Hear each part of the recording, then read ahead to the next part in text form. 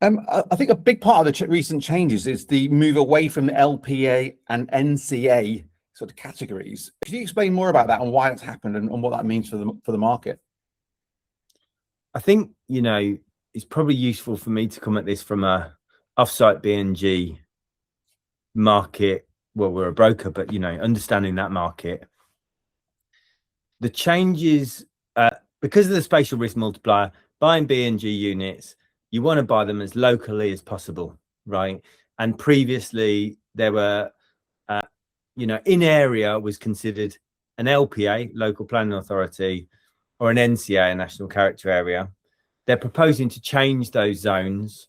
So now there's going to be 48 LNRS zones, local nature recovery.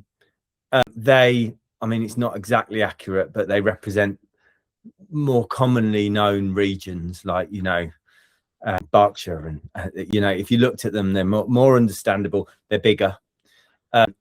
And I suppose what it's going to do is mean that more habitat banks are going to be included within what is considered local, therefore lots more 1 unit for 1 unit needed.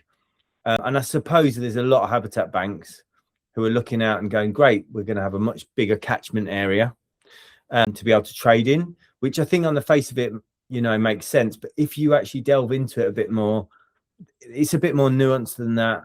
There'll still be certain unit types that people won't be able to find in areas.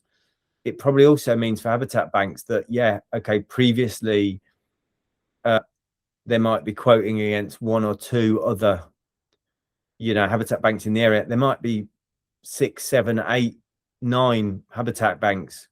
And so, that might make it more competitive.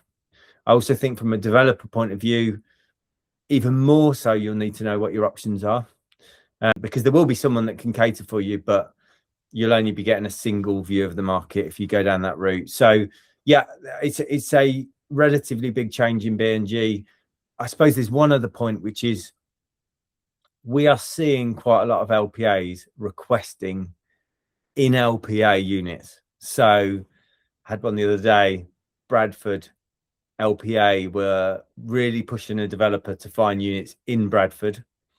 And I think with the changes to the boundaries, we're going to see more of that happening, because some of the units that are going to be procured in area are actually going to be, as the crow flies, quite a long way away from those sites. And so I think you'll just get a bit more of that stuff happening where LPAs really have a push and a preference for people to source even more local. So that might be a sort of an outcome of these changes.